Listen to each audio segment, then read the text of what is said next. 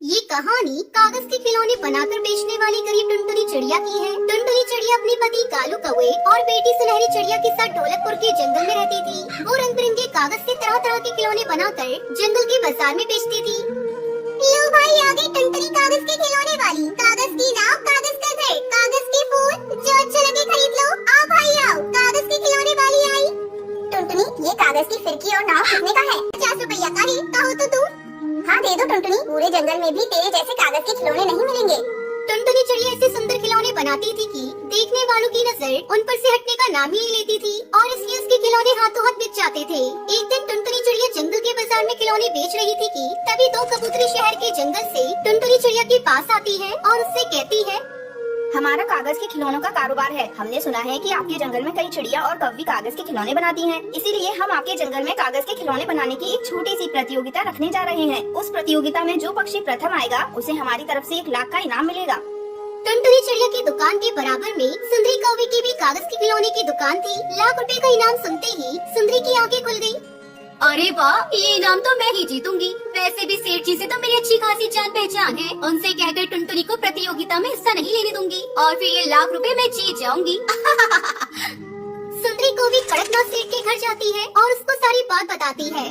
2.5 kilo का एक मारूं, तू फिक्र मत कर सुंदरी, मैं उस टुनटुनी से बात करता हूँ। वैसे भी उसके पति पर बहुत कर्जा है मेरा, वो मेरी बात नहीं टालेगा। हाँ चल मेरे साथ उसके घर। इतना कहकर कड़कनाथ सेठ और सुंदरी कौवी टुनटुनी चिड़िया के घर जाते हैं। अरे सेठ जी आप 2.5 किलो का एक मारूं। सुन टुनटुनी, अगर तुझे यहाँ रहना है तो तू इस कागज की प्रतियोगिता में हिस्सा नहीं लेगी। अगर तूने लिया तो मैं तेरे घर को आग लगा दूंगा और इस जंगल से बाहर फिपा दूंगा।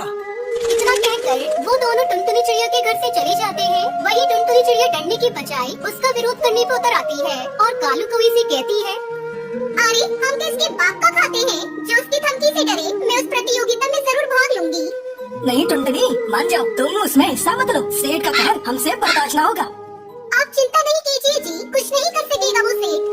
लाख मना करने पर भी टुनटुनी चिड़िया इस प्रतियोगिता में हिस्सा ले ही लेती है और प्रथम स्थान पर आती है। हमें आपके बनाए पेपर टॉय बहुत पसंद आए टुनटुनी जी, इसलिए अब आप हमारे लिए खिलौने बनाएंगी और ये रहा 1 लाख का इनाम। बधाई हो। कड़कनाथ सेठ को जब इस बात का पता चलता है तो उसका खून खौल उठता है। वो टुनटुनी चिड़िया से दुश्मनी करने लगता है।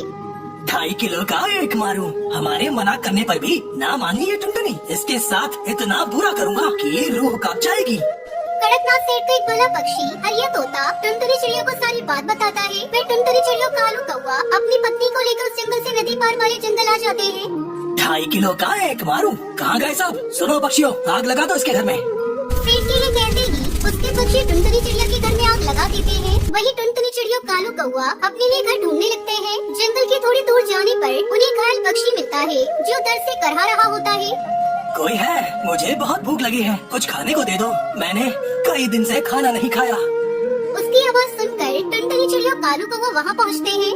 क्या हुआ आपको? आपके कैसे चोट लग गई? मैं अपने बच्चों के लिए दाना लेने जा रहा था।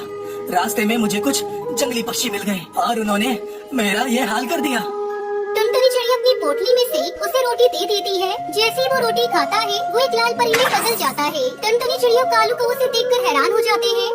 मुझे देखकर तुम दोनों हैरान मत हो टुनटुनी, तुम एक भली चिड़िया हो और मैं तुम्हारा इम्तिहान ले रही थी। तुमने अपनी भूख की परवाह नहीं की और मुझे अपनी रोटी दे दी। सुनो टुनटुनी, तुम कागज के खिलौने बनाती हो ना, आज से तुम्हारे हाथों में वो जादू होगा कि तुम अपने मन में जो भी सोचकर किसी कागज को छुओगी वो कागज वैसा ही बन जाएगा।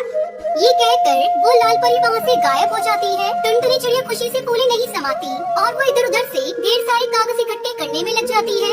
इतने सारे कागज क्यों इकट्ठा कर रही हो टुनटुनी? कालू जी, हम इनसे अपना घर बनाएंगे, कागज का आलीशान घर।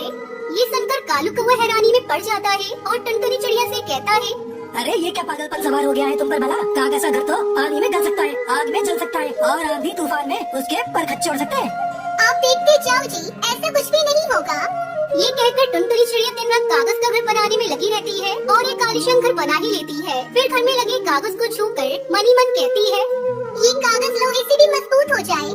बस टुनटुनी चिड़िया के कहते ही घर में लगा कागज लोहे से भी मजबूत हो जाता है। टुनटुनी चिड़िया कालू कागज के बने घर को देखकर बहुत खुश होते हैं।